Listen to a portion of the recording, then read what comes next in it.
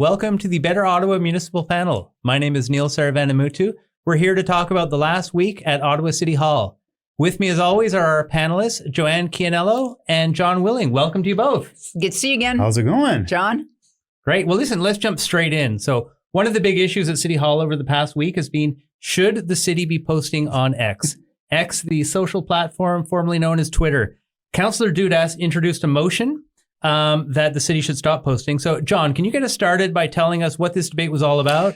Well, the debate, Neil, was all about whether the city of Ottawa should be on Twitter. X, I call it Twitter still. Oh, please call it Twitter. I can't say X. That's ridiculous. I don't know. That sounds weird. Anyway, so it was Councillor Laura Dudas who brought a motion to the Finance Committee asking for support to get the city off Twitter. The city has a Twitter feed where it pumps out information to the citizens about everything that's going on in the city. It's one of their prime communication channels in the cyber world. Along with they have Facebook, and I think they have Instagram and LinkedIn. I mean, they have like more than 260,000 followers on Twitter. Yeah, so it's actually a really important, I think, communication tool. But because of what's going on in the United States right now, because Elon Musk, of course, is the head of X. It was a good time, I think, for Councillor Dudas to bring this to committee and have councillors think about whether they want to be in support of a social media platform run by a person who's part of a U.S. administration that's pretty much at odds with Canada right now. Right. Well, and the other issue, too, is the tone that Twitter has taken. And Joanne, one of the first interventions by one of the delegates to the committee. Tell us about that, because it was noteworthy. That was Kevin O'Donnell, a guy I have a lot of time for. He's a he's a computer genius type guy. Also has run for the Green Party. I've known him actually over the years. I have a lot of time for him. But he basically called Twitter a Nazi bar. And the idea is, I'll give you a very shortened version, and that is, if the guy who owns the bar is a Nazi and the people who come to the bar are Nazis, it's a Nazi bar, even if everybody in the bar is not a Nazi. And I think it was more of an allegory, but Elon Musk with the salute on Inauguration Day, I think that parallel is a little closer to home than usually it is. And so that made people quite uncomfortable. Like the mayor looks like, oh God, I don't want to talk about this. And I have to say, to be honest, I get the analogy. However, I also think that when you are trying to win an argument, when you bring up the word Nazi, unless it's about actual Nazis, and Elon Musk is, questionable on that front, but I think you lose the argument because it's kind of too much, right? And it's interesting being listening to that debate, which by the way was excellent, actually discussed policy in an intelligent way. Mm-hmm. And I can see both sides of the argument. It seems like almost nobody on the finance committee is actually on Twitter anymore. The mayor's not on it. Everyone just agreed it's a cesspool. It's horrible. But it has been for some time. Yeah. A cesspool where they need to be. Yeah. Where they need to swim. They need to go swimming in the cesspool. And I mean, a lot of councillors are not on it, or at the very least, they have quieted their account, right? So you go in once a month, and log in so it doesn't die, but you're not actually active on it, right? And so it's this interesting discussion about two things. One, what is the city, what is the responsibility of the city to reach the people in the city? Yeah. But also, what are the values of the city? Because Laura Dudas was very clear. She's we can be leaders to say, no, this platform owned by this horrible person who's trying to do us harm, who is part of an administration trying to do us a lot of harm that no one seems to like anyway, we can be leaders in saying, no, we are getting off this. And in fact, we wouldn't even be leaders because there are other Canadian municipalities, I believe also Paris, the Supreme Court of Canada, lots of public institutions have come off X. So it's pretty interesting. Yeah. And you know what? So we're recording today's Wednesday, the 12th of March. This morning, the Canadian Medical Association said they are no longer posting on X. Mm-hmm. So I think we're going to continue to see this a number of organizations coming forward like this. But John, why don't you tell us about some of the comments that you heard around that committee table that really resonated with you? Oh, well, the delegates' comments. But I mean, thinking about the delegate who, really took a flamethrower to anyone who was on X, quite frankly. Called them all, pretty much Nazi sympathizers. That's right. More or less. So called the city of Ottawa a Nazi sympathizer. Open up your X feed right now for those of you who are on X. And apparently you are a Nazi sympathizer, according to this delegate as well. So, I mean, I've seen enough delegates who've come to City Hall over the many years that we were down there, Joanne, and deputations that really are critical and kind of like, I say, use a flamethrower in a debate. And really, it's off-putting for people around the table and sometimes for people who are listening too. And I think councillors can really get their back up. I heard Councillor Luloff was the first responder, I think, to the delegate, or the first one who got to speak. And I could tell he was really off-put by the comments by the delegate, which I'm sure might be exactly what the delegate was going for. I think he wanted to say, like, he was saying, it was dramatic. But I think Matt Luloff was also saying, like, look, it's ridiculous to say everybody who's on Twitter is a Nazi, right? Or a Nazi sympathizer. Yeah. So I guess, like, you go for the jugular, and you have dramatic effect. And I think that's what part of the rhetoric was from the delegate, and it might have worked, but I know, like, a lot of councillors don't like that necessarily, to be called a Nazi sympathizer if they're on Twitter.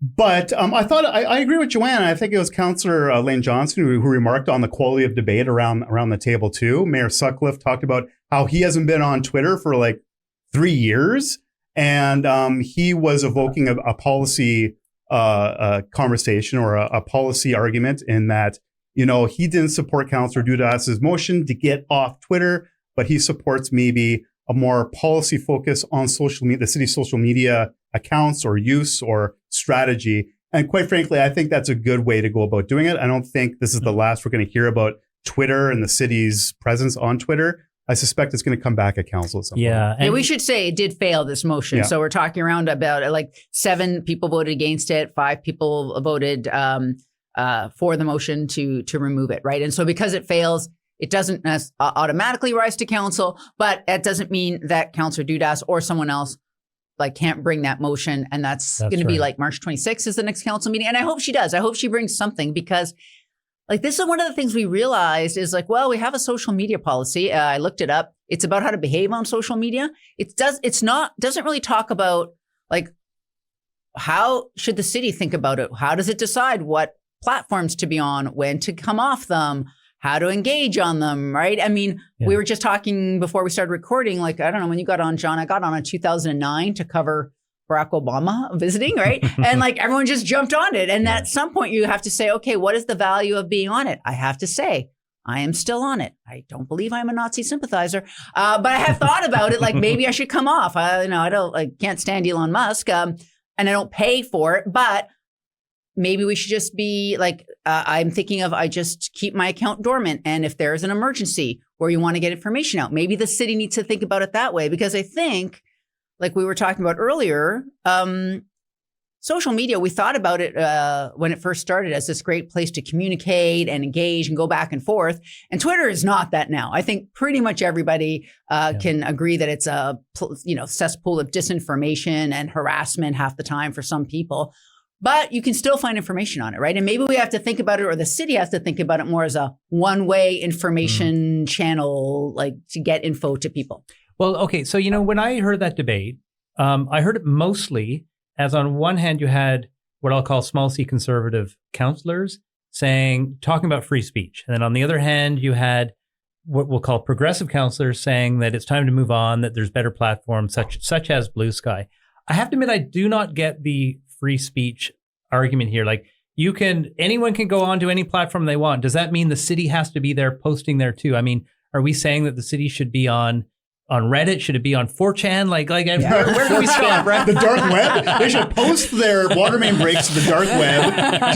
But look, I think, and so I think it's a good idea for the city to step back at this point and kind of really consider where they want to be. But I think one of the things that should be on the front burner and in the forefront of their minds is, how can we get information to the public that they need to know? Where are people? So you say 240,000 people are on Twitter. Don't assume that they might not all be real people, right? I'm sure there's people not in Ottawa and bots and everything else, but don't assume 240,000 people or whatever it is will go to Blue Sky. No. You're going to lose a lot of people who are listening for information amongst all the crap that goes on Twitter. But they're getting, to your point, Joanne, I think is correct. They're getting pieces of information about the LRT being down, about water main breaks. some like a lot of stuff those, in the like crap. a lot of those posts, like from OC Transpo, for example, even the police, like they're automatically generated just to say your bus is canceled. Sadly, there's a lot of those. And I don't know, actually, I have not monitored it, but in the past, believe me, I've seen those. So, yeah, and I think that we have to sort of stop thinking of a platform like Twitter or X, whatever, as some kind of like consulting engagement thing. I think we need new ways to engage. That's for sure, because like. Because this is where, we talk about distrust in government. That's where it fomented on these social media platforms that were taken over by people. And that's another point and another thing. No, is that like, I really feel deeply that we need to like combat distrust in government and misinformation head on. I was obviously a reporter for 30 years, like Jon. Well, I mean, not 30 years for you. I don't know, but probably close. But And so one of the things about being on Twitter is like, if that's where the disinformation is being spread, I kind of want to know what it is. I don't want to be involved in it. And I'm not even saying that is the platform in which to combat it, but you can't combat things that you don't know about. Right. So and this is my like weasel excuse for not getting off X, is that I still want to see what people are saying, because maybe they're saying things that need to be addressed. Yeah. So look, this debate is moving really quickly. And what I think it's actually about, or what it's going to be about, and maybe even by the time of the next council meeting, if someone chooses to raise this and talk about it, it's really about, are we supporting Elon Musk? Because, our Canada and the US are essentially in economic warfare right now. And Elon Musk is clearly an agent of the US government. And so are we supporting him through whatever means possible? So again, if you look at the Ontario comparison, where Premier Doug Ford said, I'm going to cancel this Starlink contract because it's an Elon Musk company, should we be looking at this debate the same way? Well, I mean, that's one way to look at it. It's pretty binary, and that's fine. If we're not, like, if we want to rally against Musk, we cancel Twitter or we get off Twitter. I still come back to, is it an important communication tool? And I think if you're a government, if you're a municipal government, getting information out to your citizenry is really important. Think about the tornadoes, think about like transit incidents that we have to alert the public about. So if people are there and they're there to consume information along with all the crap, right? But if they're there to get also some information they need, then I think you really have to think about whether you need to be there. And you just can't say, yeah, let's get off Twitter, but we'll go back on if there's a water main break. Yeah. No, you just don't build in loopholes for yourself like it was suggested around the council table. I think you're either in or out. But I do think you have to have a real thought about how you're going to get information out to the public, especially when you have over 200,000 people who are tuning into what the city of Ottawa has to say. I also think, though, you can be more proactive in blocking people, quieting things down. Like, if we're going to be places, it can't just be a free-for-all or let people say things, right? Like, I think you have to monitor it more. Yeah. Because I think you can't just let people say whatever they want. Yeah. Okay. So last point on this, Joanne, you raised the point earlier about engagement. Said maybe this shouldn't, these social media platforms should not be about engagement. They're just about getting the information out. So what would engagement look like otherwise? Because this has become such a key part of how we're supposed to engage with the city. Yeah, and I think we have to think about that in a lot of different ways. Number one, I know everything in person fell apart during COVID, and we need to actually have face-to-face conversations with people in groups, in smaller groups. I got to give city like some kudos on some planning open houses they had. I went to one at City Hall. There were like hundreds of people. I know they're the same people who always go, but still, like, it was like you could talk in a small group of like 10 people at a table with a planner and you're going back and forth. And that is the way to talk about things, right? Like, when I was a reporter, people would send me like some horrible, horrible emails. Like, they said I was stupid and like a bunch of swear words I'm not going to use right now. And that would try to write them all back. And I'm like, I'm really sorry you didn't like that story. Here's why I wrote it. Here's the point that you bring up. Here's my part. And they would almost always write back like, well, thanks for responding. I'm like, okay, you called me the worst thing ever, right? Because they don't expect you to respond. They don't expect you to engage if they're a real person. Again, the bots. Can't we scrape for bots? Like, can people find out who they are? I don't know anything. I don't know. But so I do think that we have to like deal with this on a one-by-one basis. It's going to take a long time, right? To like engage with everyone who is really mad. But that's how we have to start doing it, right? And actually, I know there's one municipality, there's one guy who teaches a course on to the municipal staff on how to deal with like angry emails and angry phone calls, right? And it's unpleasant, but I think this is where we're going to start to change things. And then I have a whole other thing about how the city should be more transparent and accountable, and like you can't have reports that nobody understands. You need to know how people vote. Like there's a whole big, I think, package of things we can do to increase trust in government, but and how to like interact with people. This podcast, so good. But it's not going to be social media. Like, I don't think that's going to be where it is. And even though people say, oh, Blue Sky, it's so fun to engage there. Yeah, for now. Right. The Twitter was like this in 2009, you said? Yeah. Yes. Yeah. And this has always been kind of one of the biggest like head scratchers. If you're the city's communications department, how do we consult with the public? What's the best ways to do it? If you're a resident, you'd like them to come to your house, make you a cup of coffee. Like, come on and explain it to me in words I understand. And then when I tell you what I want, do exactly what I want. Yes. Or else you're not listening to me. Or else you're not listening. But look, they tried live streams. Of course, in-person consultations are back now after COVID. They've tried, remember Joanne, they tried having all the senior managers around the mayor's boardroom at budget time for people to call in with their ideas, which I didn't think was very popular, but they tried something. So kudos to the city at the time, but they're always trying to find ways to get people easily communicate initiatives, development plans, whatever to the public. And, there are going to be new tools. But the budget is a great example, right? Yeah. Like maybe have the budget, like have the actual budget and how it works, and maybe even how it's presented, make more sense to people, right? So that they can talk. Okay. Like, I know we're going off on another topic, but again, all of these subjects, it's not going to be solved on Twitter. Yeah. Well, listen, we will definitely come back to this point of public engagement. I just have to say my most recent experience was go on a Zoom call where you can't even like type in comments into the chat box. So is it just you? Were they blocking just you, Neil? They probably are. Actually, they probably are. I'm for that. Yeah. Okay. It gets people distracted from the presentation. Anyway, that's we're going to bring this up in a future discussion. So let's turn to pilts. So, Joanne, thank goodness. Yeah, can you tell us what pilts are and why on earth we're talking about them? Case of the pilts. Yeah, exactly. Talk about the case of the pilts. Pilt, in case anyone has, it's PILT, and it stands for Payment in Lieu of Taxes. And I will try to be quick here because it's really complicated. It's worse than fiscal framework. Anyway, so the federal government, actually other levels of government and their agencies do not actually pay municipal property taxes.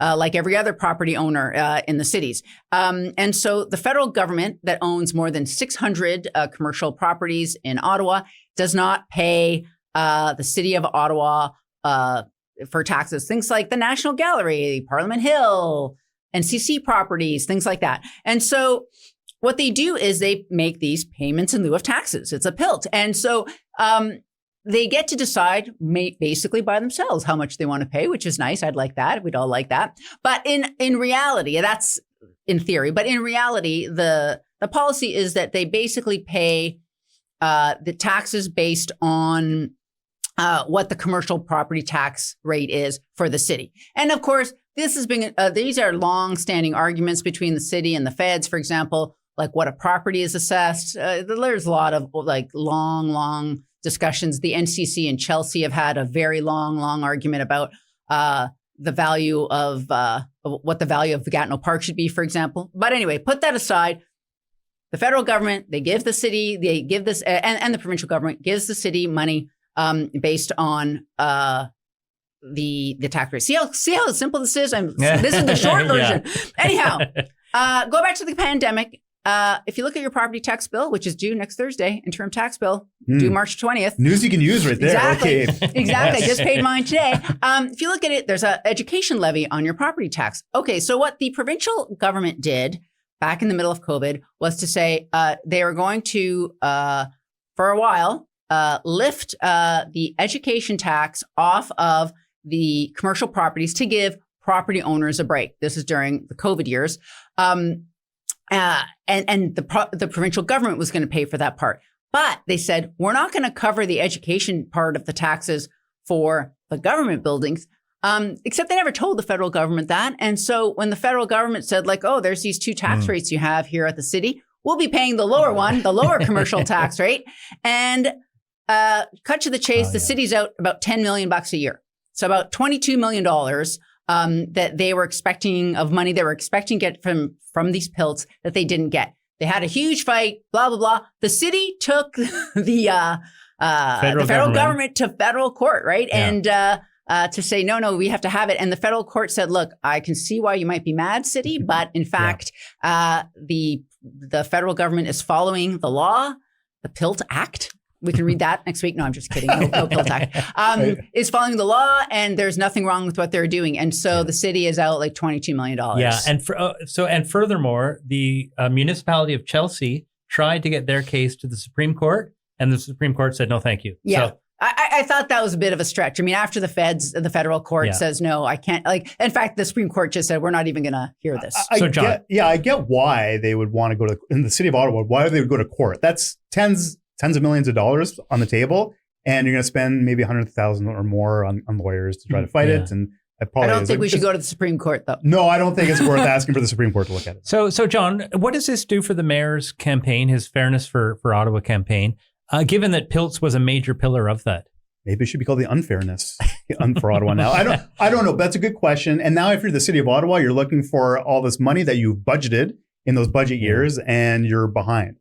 So it's not great. But, we saw this week that right after the new Liberal leader and incoming Prime Minister, Mark Carney, received the job at the Liberal convention, that he met with Mayor Mark Sutcliffe in Wellington West over breakfast, over eggs. At John's Diner. At John's Diner. And so that's pretty significant to me. Yeah. You have the mayor of the city, and maybe Mark Carney has some sympathy for the city where he knows a lot about. And so the meeting of the Marks happened, and so I'm sure that Mayor Sutcliffe brought up the fact that the city really needs the federal government's help in many areas, maybe on the PILT, but there's so many things, right? There's transit. Think of all the federal things that are happening that it's affecting the municipality. We can talk about the Breton and Tony's Pasture, so many things. So that's a positive step. But I think back to like the money part, like the city has to find this money now, and after it's budgeted for it. So that's a problem. Yeah. So the meeting of the Marks. That was pretty impressive. Pretty impressive. What do you think? I mean, literally, it is like the first thing that Mark Carney does the day after he's elected, like he's chosen Prime Minister designate, is meet with Mayor Mark Sutcliffe. I think that's a win for sure. It's significant. Yeah, I think it is a big deal. And it is a big deal that Mark Carney is more, I mean, he's from a lot of places, but he has spent a lot of time in Ottawa. A little bit, like his daughters spent their formative years here. Obviously as the Bank of Canada governor, but also in the government. Like he knows Ottawa very well. And I think that's going to be good for us. I wonder if he takes LRT. You think he takes LRT?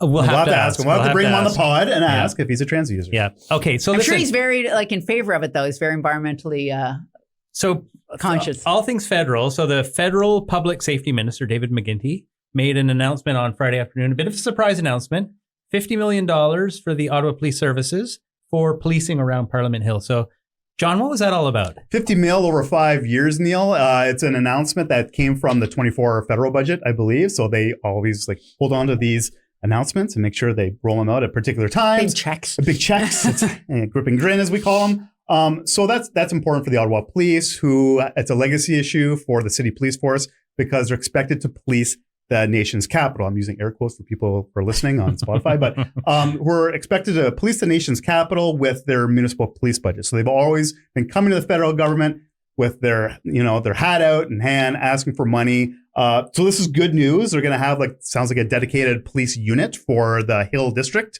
49, but there's also the Parliamentary Precinct Police, which is north of Wellington onto the Hill proper. So that's the one thing a lot of people learned during the convoy protests is that there's a division of jurisdiction when it comes to policing in the city, and the Ottawa Police Service is essentially in charge of policing municipal streets, which includes Wellington Street, which includes King Street, Queen Street.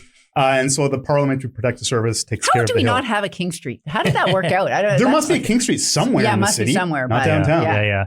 So, okay, we mentioned Wellington Street. And of course, Wellington Street, since the convoy, has been the subject of a negotiation between the city of Ottawa and the federal government about uploading. So in other words, transferring responsibility from the city to the federal government.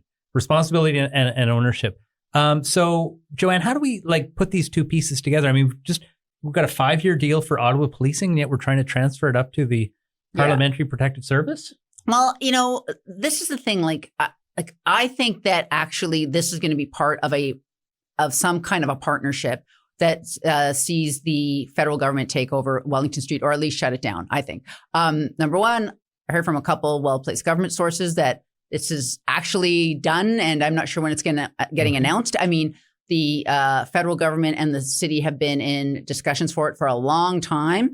And, for a long time, they were not going that well. But I think the feds are going to win eventually. And it is because it has been many years that they have said, just for security alone, they need that street shut down. Like, it's kind of crazy that we have just regular traffic there. I mean, I'm all for a tramway, which is, by the way, there was actually news on that as well. The tramway from Gatineau, if that ever gets built, they have had studies for it on the Quebec side.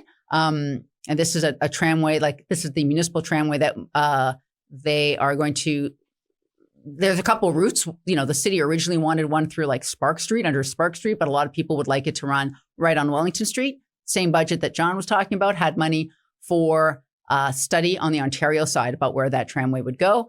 That got announced around the same time. So things are moving along. So I actually think that there's no way that street is going to stay the way it is forever. Like, I do think we need to make plans at some point for it to be shut down and have only like pedestrians and trains, because everyone I've talked to in the security folks up on the Hill for ages and ages have wanted it closed down. And I know that there's been arguments over what to value the street. Like, the city seems to want to value Wellington Street as if like it's a normal street where you might build condos. I don't think so. And actually, I don't even know why we want it.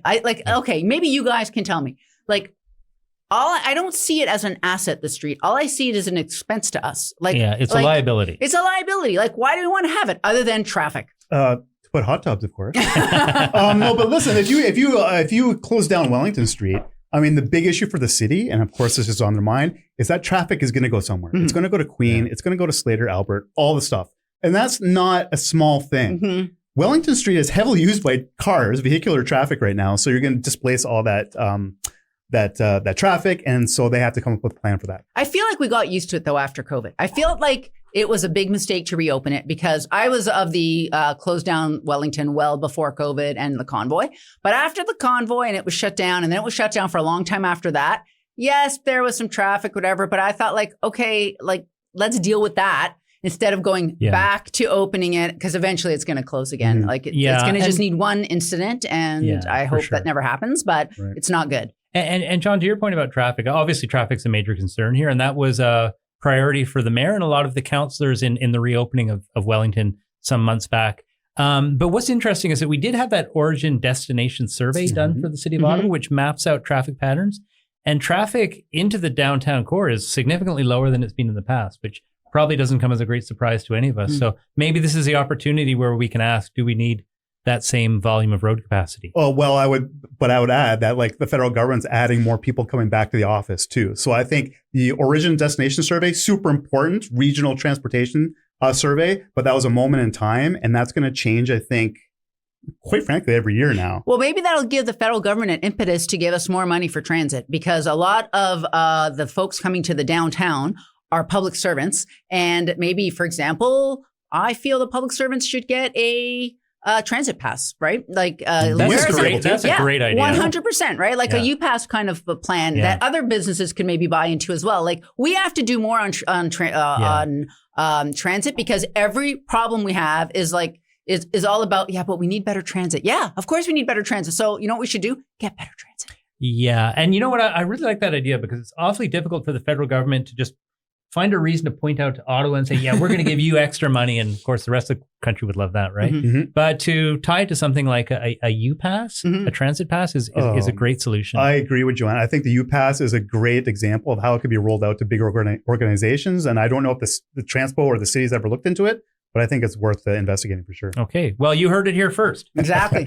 We're going to turn to the lightning round. So this is new. What we're doing, I'm going to turn to the camera here. We are going to respond to any of the questions and comments we get from you, our viewers and our listeners, that we find on, whether it's Substack, whether it's YouTube, whether it's in Spotify or Apple, any of the comments that you leave for us, we're going to respond to them. And we're going to do it quickly. So let's start with you, Joanne. So last week, you and I were called to task we were talking about the 45% voter turnout.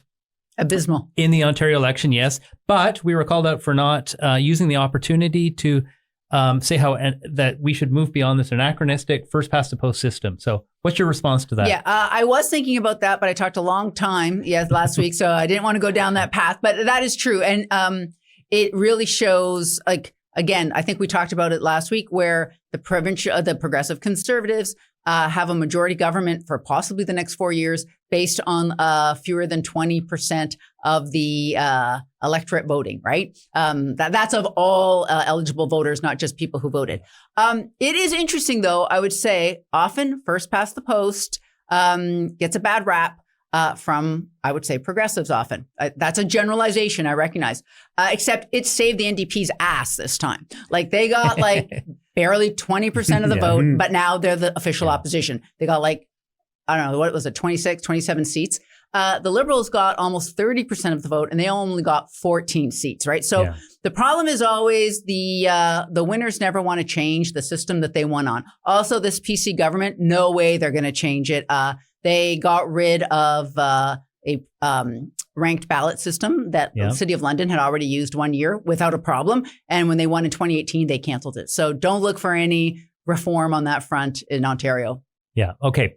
Next is question. that lightning enough? That's it is for lightning. me. I mean, it's all relative. But over to you, John. So, one viewer wrote in and asked about, can you do something about the nightlife commissioner? We all know is the nightmare. Do what's that guy been up to? What's that guy been up to? Look, I'm rolling up my sleeves and I'm going to go. No, but it's funny that thank you very much, by the way, to our listeners who are responding. But yeah, funny enough, the City of Ottawa put out a podcast episode. Did you guys listen to the podcast episode? Yes, I did. Yesterday. Yes, featuring an interview with the Nightmare, Mathieu Grondin. It sounds like it was taped some time ago. But possibly before last year. There was some hints in the podcast that suggested it was kind of old. But I mean, they got it out this week. And just kudos to the city for trying something. Yes. It's a podcast. It's a piece of public relations material. It's not necessarily has the rigor of news, but it's engagement. Right. But we learned that, we heard from the Nightmare, and we heard that he's should not be considered the MC or the party planner for the city, which is fair, because I do think that there's a lot of heat put on this initiative from residents who expect change to all of a sudden happen. And his mandate, if I heard correct in the podcast, he's got to get the job done before the next municipal election. Which, sounds like a long time, 2026, but to get things rolling and get things up and operational sounds like a bit of a short runway. So I hope that the expectations remain a little low, but from the citizenry, they're not going to see, I don't think, a massive change to the nightlife of the City of Ottawa. A lot of people here want to compare our nightlife to the City of Toronto, the City of Montreal. Yeah. Why can't we be like these great cities? But I think we should just embrace what we got here at the city. And just celebrate the fact that we live in a capital city, and the amenities that we do have make it a little bit better, improve the byword market a bit.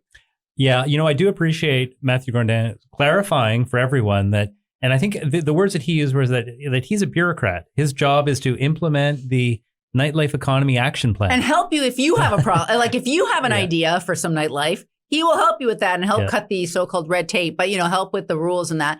But he's not going to program the whole city for you. But you know what I was thinking? Listen to the podcast. I'm like, the St. Patrick's Day parade, which is being canceled, should be held at night. Yes. And then he's there to grease the wheels at City Hall to make sure it happens at night. Nightmare victory. Hey. Next year, 2026. Idea, right? Yeah. Okay.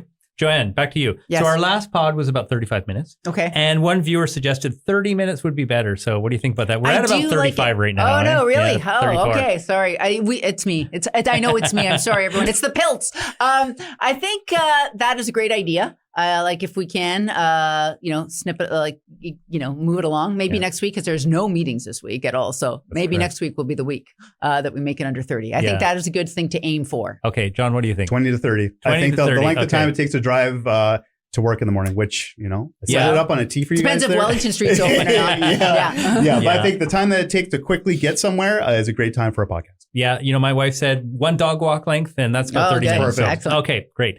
I had one comment for me, and that comment was to stop reflecting in that mirror. So now there's an easy... It's really a window. Well, the window, it must that's look right. like a mirror. That's right. And the easiest way to do this is Henry, can you take us from this camera to this one here? Okay, great.